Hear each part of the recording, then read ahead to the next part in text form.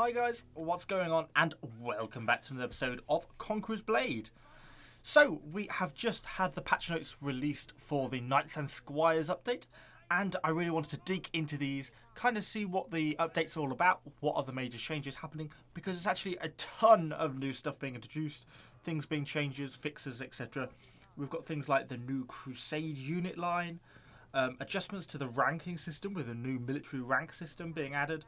We have got matchmaking changes, a really big one that I'm quite excited about, changes to territory wars and changes to skill pages and quite a lot of other stuff. So yeah, let's just dig straight into it because we're going to try and cover all the major changes. It's just basically try and save you having to read 7 pages of text to find everything out. So I kind of want to open up by talking about the Crusade unit line. So this is a new unit line they're adding in, which is going to comprise of 5 units. Starting with the Domain Spearmen, starting down at Tier 2. We've got Squires, Spear Sergeants, Men-at-Arms and Monastic Knights right up the top at Tier 5. So these are going to be like the Western equivalents to the Prefecture Guards, the Palace Guards, the Imperial Guards. So this is like the Western version of that line, which is really nice to see them adding in. Definitely needed more Western units in the game, and I think that's something quite a few people, myself included, have been wanting. So yeah, big thumbs up for that for me. A proper Western heavy infantry line. So I think the next, probably most significant change is going to be the matchmaking optimization. Something that definitely needed to be addressed because a lot of players, particularly newer players, once they'd gone over that level 30 cap, level 31, they were then getting thrown up against players that are level 200. And whilst the attributes stop at level 60, it can still be super intimidating to go up against such a high level player. And obviously a player with level 200 has much better units, etc., a lot more in-game experience, and it kind of felt like you were so outclassed it wasn't really a very fair fight. So we're getting some changes in this regard in terms of a lot of new brackets. So it's going to be split down into 2 large fields, which are going to be newbie and veteran. So the newbie stage is going to be 0 to 29. So that's the same as it is now, and that is a hard bracket. No one under the level of 29 will face someone over the level of 29. So if you're level 17, you'll never face anyone above 29. Even if the system is struggling, the newbie and veteran stages will not be merging. But the newbie stage has actually been split into 2 brackets, and they are 0 to 20 and 21 to 29. So when the game's well populated, if you are level 15, you shouldn't be seeing anyone over level 20. And when you're level 23, the odds are you're going to be seeing people level 21 to 29. The only exception to this is at very low population times. After a certain set period of time, if the matchmaking can't find a game with those numbers of people, then it will merge those 2 brackets to stop there being super long queue times. So then we go on to the veteran stage, which is everyone level 29 and above, and this has been split into 3 separate brackets. These are level 30 to 45, 46 to 60, and 61 plus. So same as the newbie, this basically means these are brackets. So if you're level 35, you should be expecting to fight against other people 30 to 45. So you're not going to be facing such higher tier people just as you pass over that threshold. So that makes it a lot nicer. So you should be fighting people more your skill level and more, your actual level and more game experience, which is certainly a good thing. Certainly a welcome change. Again, like before though, if the matchmaking system after a set period of time is really struggling, then we may see the brackets merging together to force a game to be created. A perhaps rather small but very, very welcome change is around the skill pages. So the random skill page chest is actually going to be changed to an optional skill page chest. So in short, this is going to be when you open your chest, instead of being given a random skill page, which is almost always the one that you don't want, you're now going to get a choice and you'll be able to pick the skill page for the hero that you're trying to get your skill pages for. A very, very welcome change. Small change, nothing major for them to actually implement, but going to make a real big difference to sort of the quality of life, I think. So yeah, really welcome one there. Sort of following on from the skill page theme, just been some changes to the auction house as well, which I think are largely good. So we've had a refresh button added. Certainly a good thing, I think, in my opinion. I have spent myself like 3 hours knocking backwards and forwards between the various pages to get things to refresh while trying to camp the market. Not a lot of fun. So the addition of a refresh button, I think, is a good thing. Now, the next one, I'm not sure if I can decide if I think it's a good or a bad change. They have removed pending items from display from the auction house. Only items for sale will be shown. So I think, in effect, items are still going to be pending for sale. So when you list an item for sale, it will still have its 5 hours pending cycle. But as a buyer, you'll no longer be able to see when that is. So you're not going to know when an item is going to go for sale. It's just going to suddenly appear for sale. So it's going to make it a lot harder to camp the market because you're not going to know when things are going to come up for sale quite in the same way. But at the same time, I think it removes the ability to camp the market in a large way. So hopefully it's going to be a lot more random. You're just going to be able to turn up and have a look. And I think the odds of something being there for sale are probably going to be higher. The only other interesting thing that I think could come from that was it's almost going to maybe allow a bit of clan trading. Because if you know when someone in your clan put an item for sale, the exact time, you know the exact time that it's going to come out of sale. So you're going to be the only one who's going to know when that's going to appear on the market. So that could be an interesting side effect for that. So, military ranking system for levels 60 and above. So it seems this is basically a change where they are getting rid of the player levels from anyone who goes over level 60. Obviously, level 60 being the point where you no longer gain any character attribute points. So that's kind of when your character itself becomes max level, and then everything after that's sort of like a prestige thing. So instead of having people running around level 300, they're going to be having sort of a graphical military rank next to their class icon. Kind of a pretty small change. It's really a cosmetic change. It doesn't actually have any significant impact in the way the game plays or anything like that.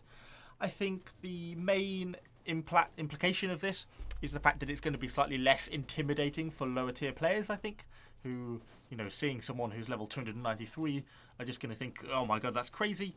Whereas now it's going to be sort of a series of circles and dots. It's just going to be a little bit less intimidating for people. So beyond all these new things that they're introducing, we're also getting an absolute ton of balance changes for both heroes and units.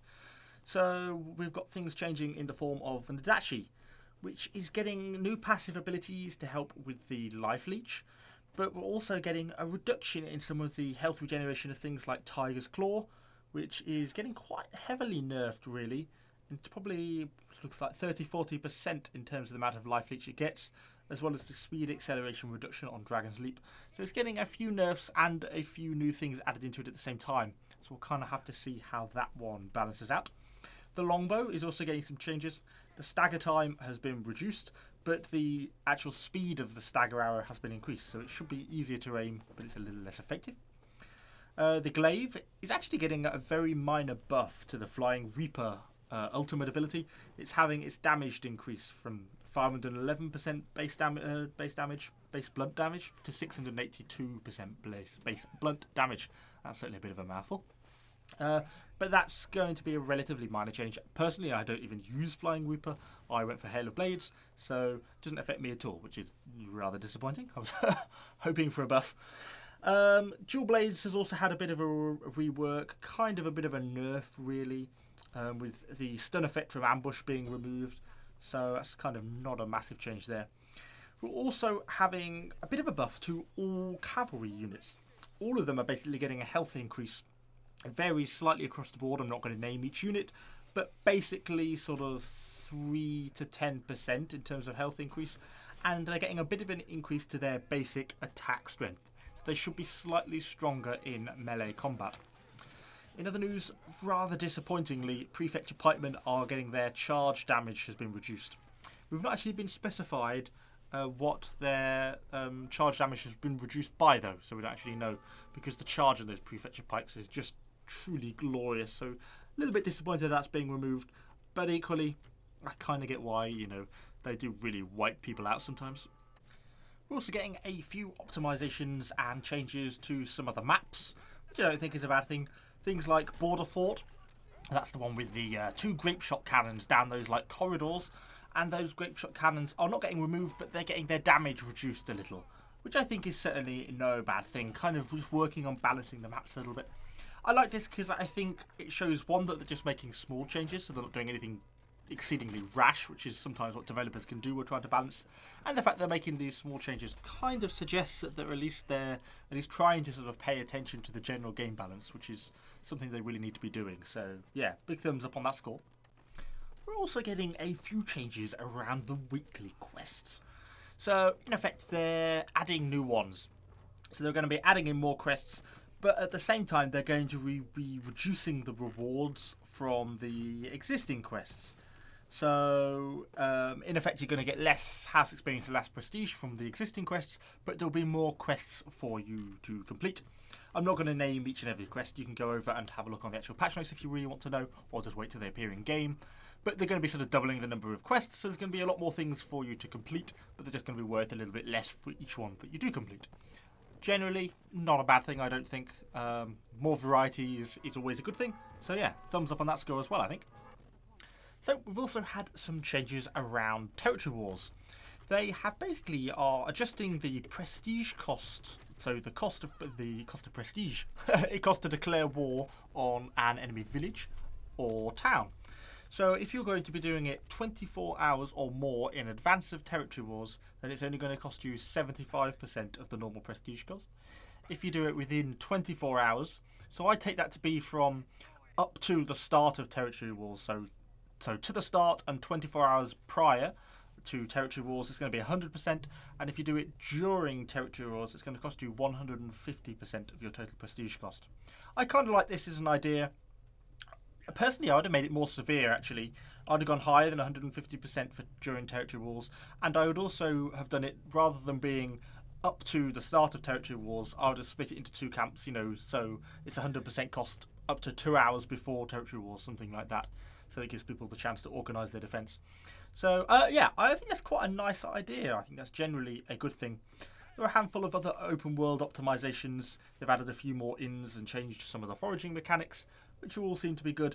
Other than that, it's mostly just optimization stuff surrounding the new world. So I've really only touched the surface on all the sort of much more small scale stuff that's changing, from things like the smuggler is finally being implemented, which is going to be able to enable you to buy hero crafting materials.